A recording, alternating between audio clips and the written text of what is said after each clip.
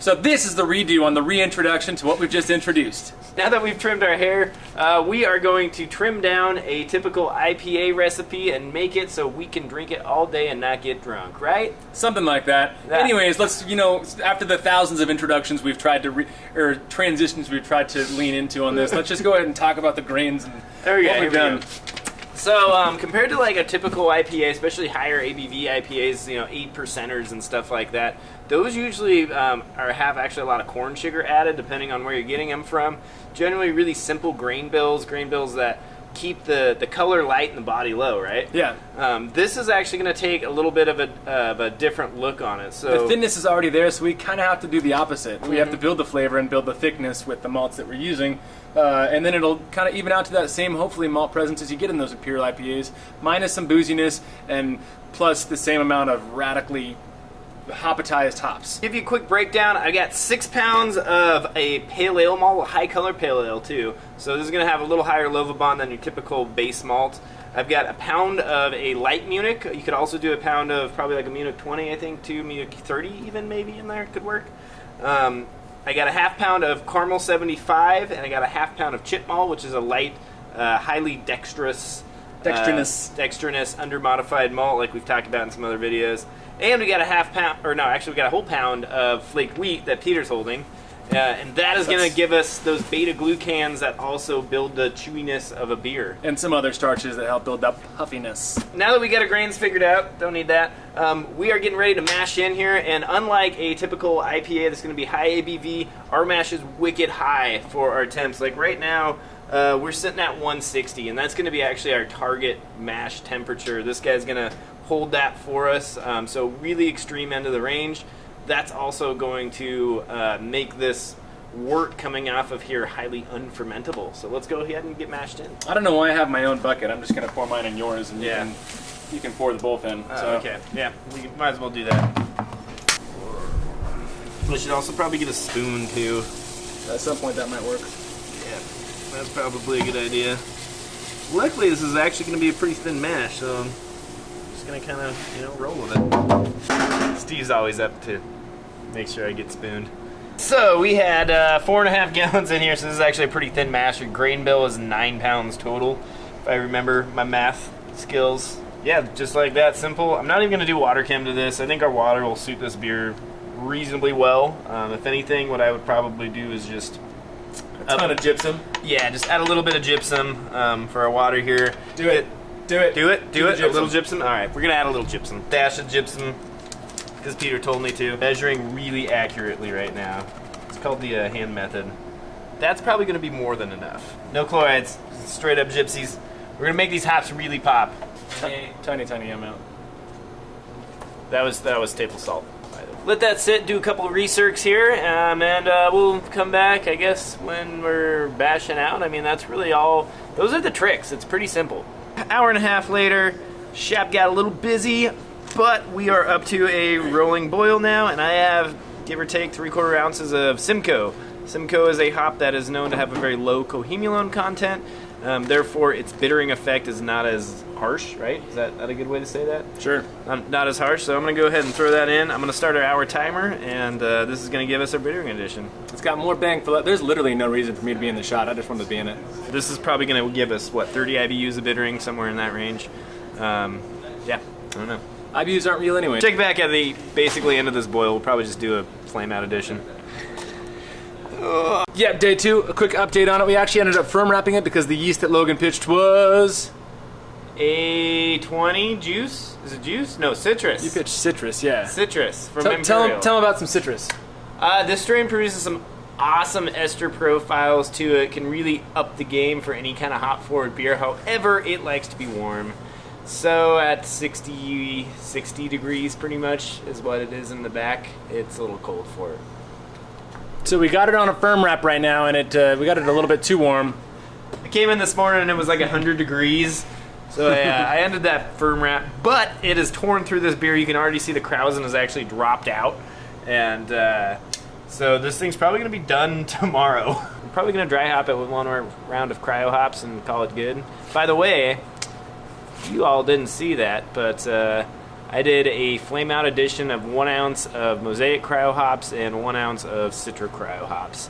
We got a little busy, so as is life.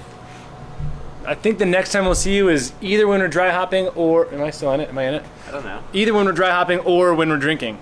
Ah, rat!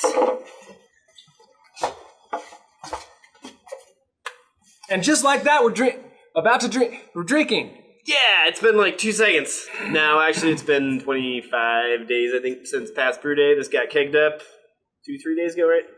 Yeah, about 3 days ago. I don't know why we waited so long to keg it up, honestly. It was done pretty quick. We just wanted to make sure it clarified. It is clarified.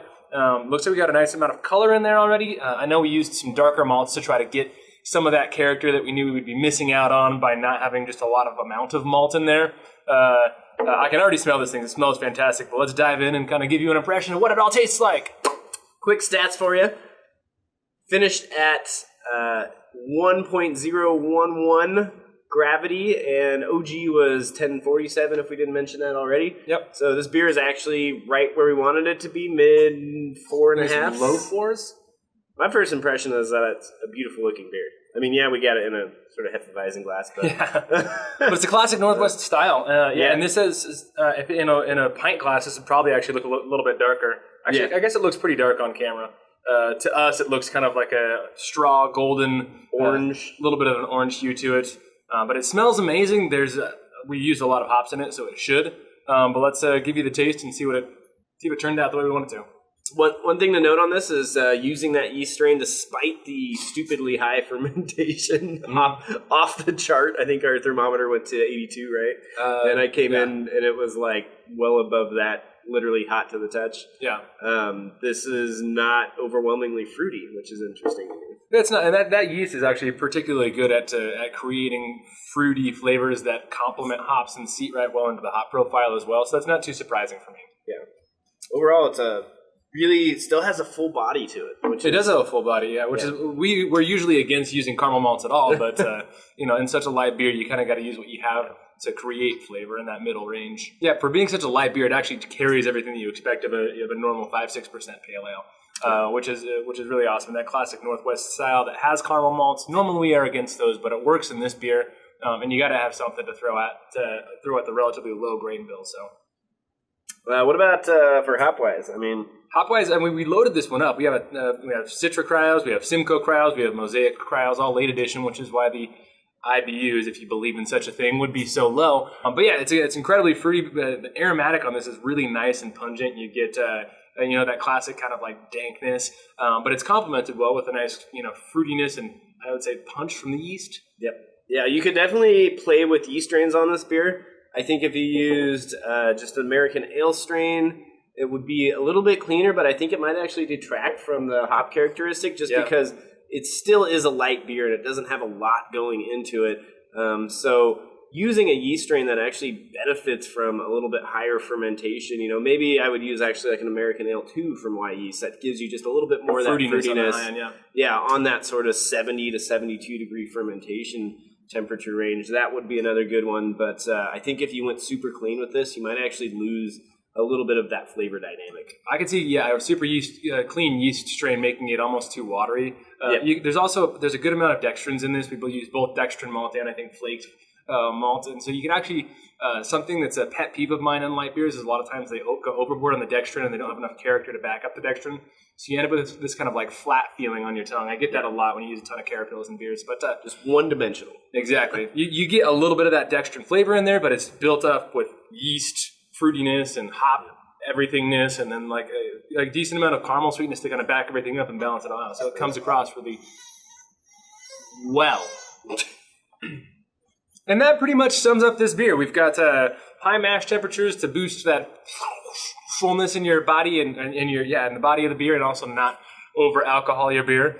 We've got malts that do some malty things, flavors, some caramel or some other Munich type malts in there. Yep. And then also low bitterness. That's the other thing. Don't bitter this beer like you're going to bitter your 8% Imperial IPA. And then last but not least, using some kind of yeast strain that's going to give you a little extra dynamic in there if you want. And that sums up the Session IPA. Thanks again for tuning in today. If you like this video and want to support us, definitely make sure to smash that like button. If you're not subscribed, subscribe already. Crush the like button. Crush the subscribe button. Also, Peter finally updated our e-store, I think, or website, one of them. And like so we got some merch up there. If you want to buy cool t-shirts with, like, you know, awesome looking logos on them. Squiggle logos. Go check that out. So otherwise, until next time. Crush the merch button.